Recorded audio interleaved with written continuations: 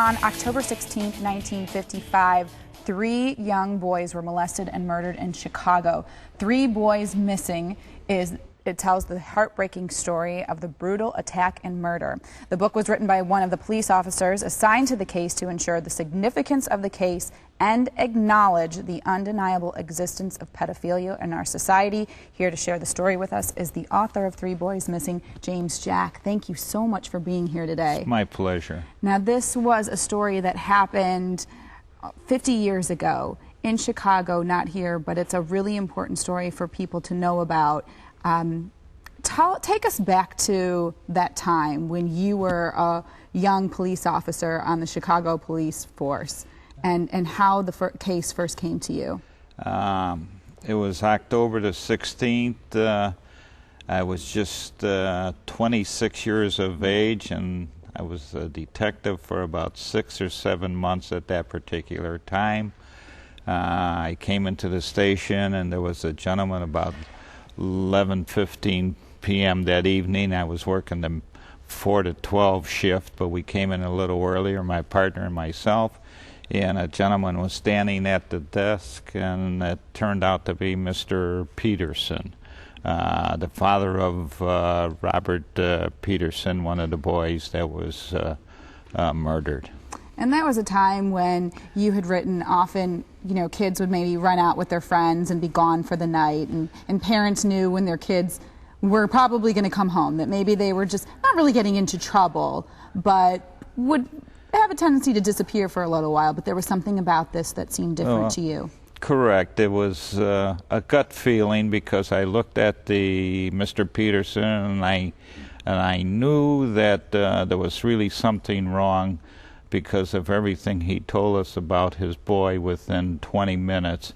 In fact, my partner and myself, we went back out on the street for another 2 hours that night, just looking for him. We worked a little overtime, which it didn't bother me at all, and came up with nothing at that particular time. But then it really started to bother me, because I said to myself, you know, in threes, things don't happen. Mm-hmm. But that next morning, things started to pop. These 3 boys had actually gone to a movie on a Sunday afternoon and were walking back. Tell us what happened to them. Well, they went downtown to just a Walt Disney movie in the afternoon, on a Sunday afternoon, and they never returned home. They were supposed to return home before dark, and as I just stated, they never did return home.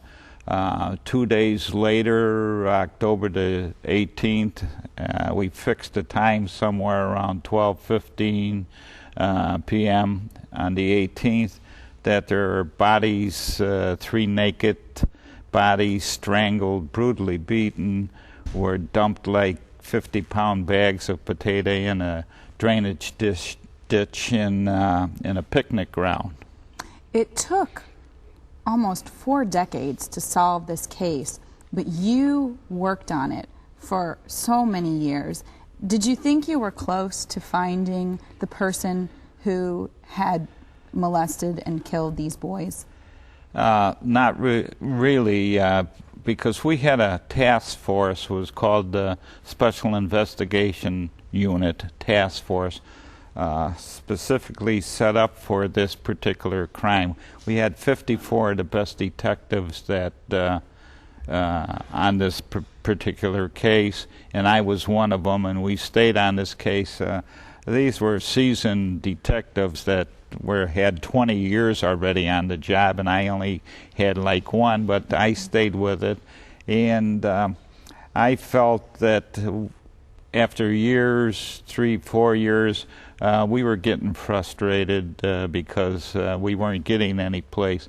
But later on, through the years, I did realize, after writing my book here, that this particular case probably could have been cleared up in maybe 3 or 4 weeks, because it's clear in my book when you read 3 Boys Missing that 2 of the subjects lived with silent suffering inside of them, and they became two of the top witnesses in the case. So eventually, 40-some years later, a man was convicted of the crimes for killing these 3 young boys, yes, correct? Yes.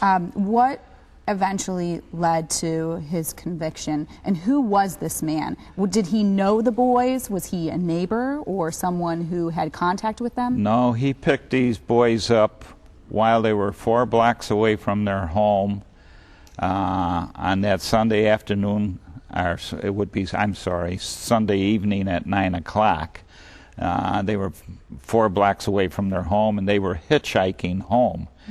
And the boys, at a time when hitchhiking didn't seem as unsafe. Everybody, right? everybody hitchhiked in those days, you know.